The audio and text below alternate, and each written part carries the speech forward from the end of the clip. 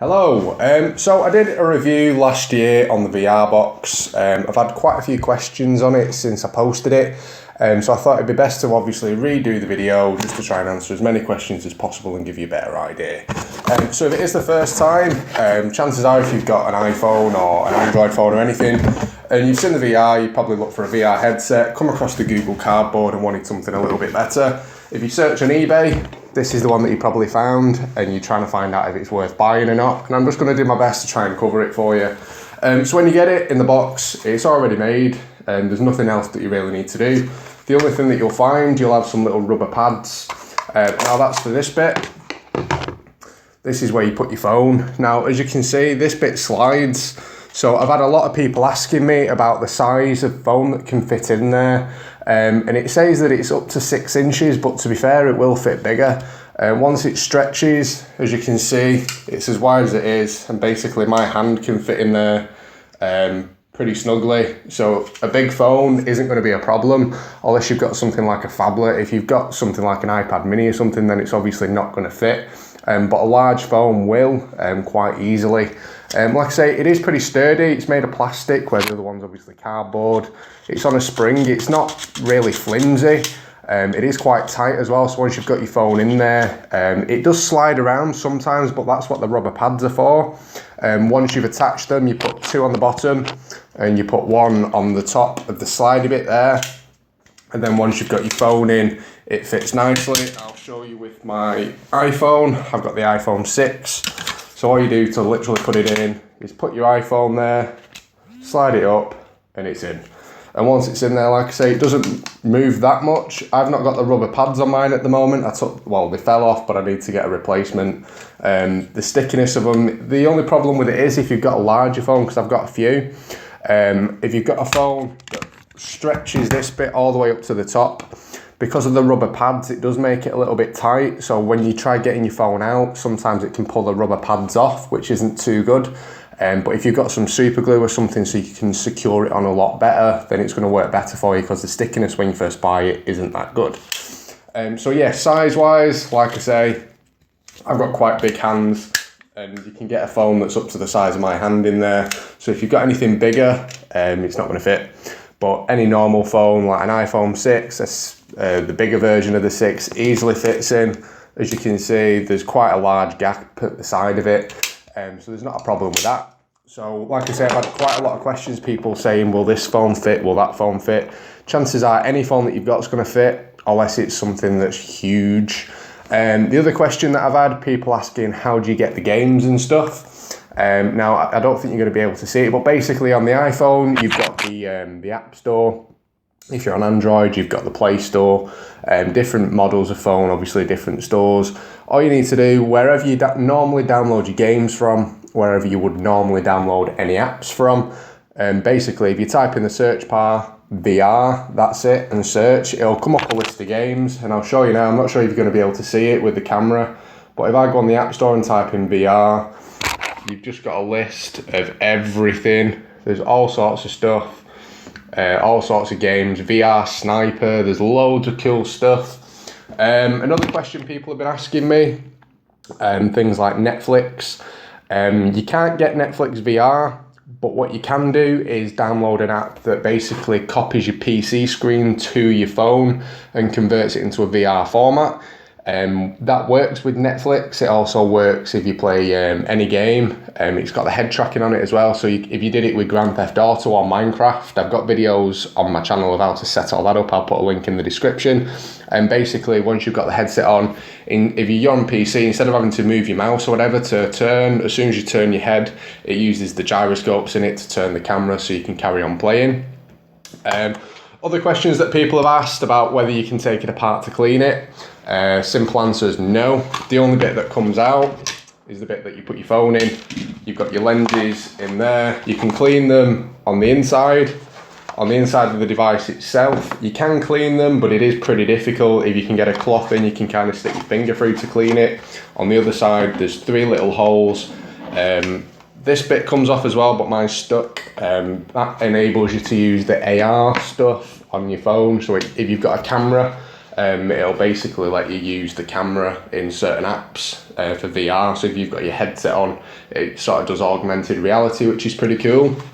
These little gaps on the side, they're for your headphones. You put your headphone cable through, put it into your phone. It's a little bit fiddly, you kind of have to wiggle it around to get it down, put it in your phone, then put that back in there. And once it's in, you set up. This bit doesn't come out. Like I say, this bit's pretty stable, so it's pretty good. Now I'm not sure if you're going to be able to see it on the top. If you wear glasses, which I do, it's a little bit uncomfortable. You'll tend to find that your glasses will steam up quite a lot when you're using it, simply because of how snug it is. It's got these bits here, which are like foam, to make it a little bit more comfortable when you're wearing it, so it doesn't hurt your nose. I've had a couple of headsets that have just been solid plastic, and when you're wearing them, because of the little strap, all the weight's down on your face. With the solid plastic ones, there is a little bit of, it hurts a little bit sometimes on the bridge of your nose, but these little foam pads that you get built in with this one make it a little bit more comfortable. But still, if you're looking to play games or watch movies, it can get a little bit annoying. With movies, again, you can watch them. There's some apps that you can get. You can download an app called VR Cinema, where you sat in it. It literally looks like you sat in a cinema. You can see the big screen in front of you. If you look down, you can sort of see seats and stuff. You can even turn around and you can see the projector behind you. It's all pretty cool. The way that it works to control stuff on the VR, for those of you that don't know, you'll see a tiny little dot in the centre of your screen, and the buttons that's on things, say there's a play button if you're watching a movie, you have to look at the dot and get the dot positioned on the play button, and then sort of a loading circle will go around, and that's how you know that you've selected something. With games, it is a little bit more difficult because some games require a controller or you need to touch the screen.